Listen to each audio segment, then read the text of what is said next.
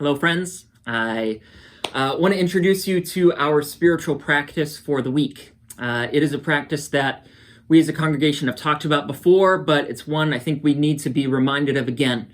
It is the spiritual practice of lament. Lament is most simply, it's a prayer. It's a prayer where we bring to God our deepest pain, our anger, our sorrow, our frustration, our sadness, our grief, anything that we're feeling. In lament, we bring these things in prayer before the Lord. Now, maybe many of us have learned, I think, if we've grown up in the church, and we've probably learned this subconsciously, right? Nobody's ever said this to us, but we've learned that our prayers are supposed to be kind of nice, right? They're supposed to sound a certain way. They're supposed to look a certain way. They're supposed to, you're not supposed to yell at God. You're not supposed to complain about things. The word I remember kind of internalizing as I was growing up was the word reverent, right? Our prayers had to be reverent. I couldn't be mean to God. I couldn't complain about anything. I couldn't be angry or anything. I couldn't yell at God because that was irreverent. That was frowned upon. You can't talk to God like that. It's kind of the message that I internalize. But the Bible actually tells us a very different story. The Bible is full of lament. It's full of people being very, very honest with God. And it's full of kind of rough edges on prayers. The majority of the Psalms, okay? Think about this a moment. The majority of the Psalms are laments. They're cries for help. We see a bunch of characters, people in the Bible, lamenting. Job, probably most famously, laments, cries out, yells at God chapter after chapter. We see laments all throughout the prophets. We see Jesus lamenting. On the cross, he actually quotes Psalm 22, a psalm of lament. My God, why? Why have you forsaken me? We actually have an entire book in our Bibles called Lamentations, book of laments, okay? Lament is something that we see practiced and modeled over and over again in Scripture, and it's something that is so good for us to be able to do today. Another thing I think we have kind of learned about lament when we think about it is that lament is only kind of a way of laying before God our own personal pain. And that is absolutely true in a lot of ways, okay? Lament is a way that we lay before God whatever we're experiencing, our own grief, our own pain, our own frustration, our own anger. It is absolutely a way for us to do that. But I also want to invite us today to think about lament in another way. Lament is also a way that we can lay before God someone else's pain, someone else's sorrow, someone else's grief. Lament kind of gives us this opportunity and this way to listen to the pain of someone else and to offer that before the Lord. So today what I want to do is I want to invite us to lament. Maybe today you lament something that you are feeling, something you're experiencing, a grief, a sorrow, a pain, an anger, a frustration, whatever it might be. Maybe that's what you lament before the Lord today. Or maybe today you lament something that someone else is going through. All the events of the last week have really showed us that there's a lot of pain in the world. There's a lot of suffering in the world, and sometimes we don't know what to do about it. And one thing that we can do is to offer it up before the Lord. So maybe today you offer up the pain and the suffering of someone else before God. Whatever you choose to lament today, here's what I want to do. I want to kind of walk us briefly through kind of a biblical form, a biblical movements of lament. And then at the end, I want to simply give you a chance to lament, to write something down yourself. The last week I did, kind of practice videos after an introduction video. I'm kind of combining them all into one today. So this is going to be our spiritual practice video for the week. But get something to write with. I'm also going to have something in the comments that you'll be able to download about the form of lament, the shape of lament. But please get something to write with. I don't want you to be watching these videos just passively, right? I want you to practice these things and engage in them. So I want to walk us through what a lament typically looks like in Scripture. Especially, we're going to focus on a psalm. Now, we have to understand that there are so many different laments in the Psalms that not all of them look the same, right? But they do share some common characteristics, some things that you'll find maybe in different orders and different forms, but these common characteristics that you'll find when you look at laments in the Psalms. And I like to call this the shape of lament with 4 different movements. So I want to walk us through these 4 movements and then invite you to write your own lament following these 4 movements. The first movement in a biblical lament is the address. Basically, who are you talking to? This prayer that you're about to pray, who is it being addressed to? Now, this might seem like an unnecessary step, but it's such a powerful one. The address of a lament tells us that we're not just screaming into the void.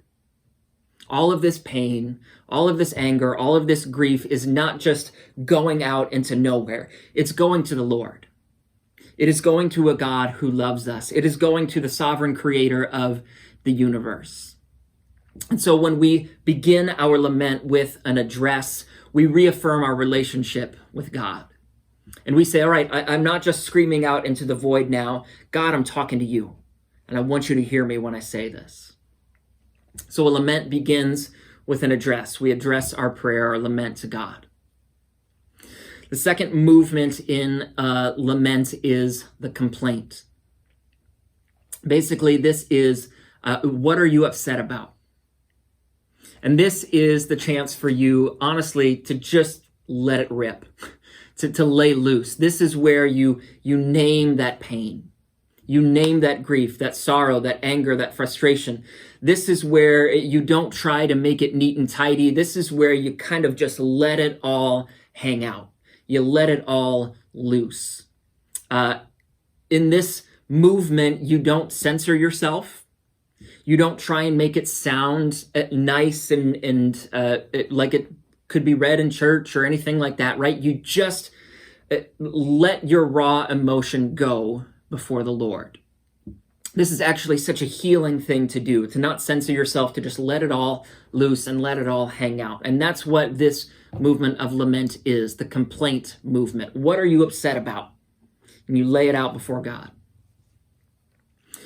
Third movement is the petition.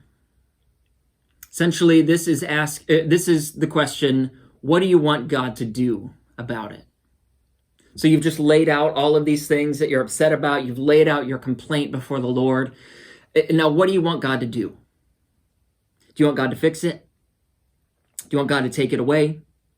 Do you want God to smite your enemies? Whatever it might be, right? We see in the Bible that these petitions don't always get answered exactly as we would want them to, but it's important for us to be able to communicate and to say to God, God, this is what I want. This is what I want you to do. So God, do this, please. And God, of course, will do what God does. But the petition is where you say to God, God, this is what I want you to do. And that leads into the fourth and final movement of lament, which is an expression of trust. I like to invite people to ask this question when you're in this movement. What do you believe is true about God even now? Even in whatever painful place you find yourself in, what do you believe is true about God even now? Now, as you write your lament, don't move too quickly into this. The point of an expression of trust is not to gloss over the complaint. It's not to gloss over the petition and say, well, that doesn't matter anymore, God, because of this, right? The expression of trust is another reaffirmation of our relationship with God. If we didn't trust God, we wouldn't talk to him. We wouldn't be bringing these things before him. And so an expression of trust is essentially a reaffirmation of that relationship we have with God. You don't have to move too quickly into this, and it doesn't have to invalidate everything you said before. But what can you say is true about God even now. One of the phrases we like to use here at church is, how can you trust anyway? How can you trust God anyway, even when it doesn't make sense, even when all signs are pointing elsewhere? How can you trust God anyway? These are the four kind of movements of a lament.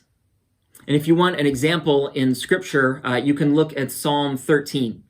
Psalm 13 is a psalm of lament that really follows this kind of form very closely. In verse 1, you will see the address, the opening address to God. Then in verses 1 and 2, you will see a complaint. In verses 3 and 4, you will see a petition. And in verses 5 and 6, you will see an expression of trust. So if you want to see what this looks like in practice, you can look at Psalm 13. And so friends, now, what I want you to do, what I want to invite you to do is to write your own lament. To follow this form, to write in all of these four different movements, and to bring before God pain, sorrow, anger, either your own or someone else's. To not censor yourself, to not think, I got to make this just right or it has to look perfect. No, this is a prayer before the Lord.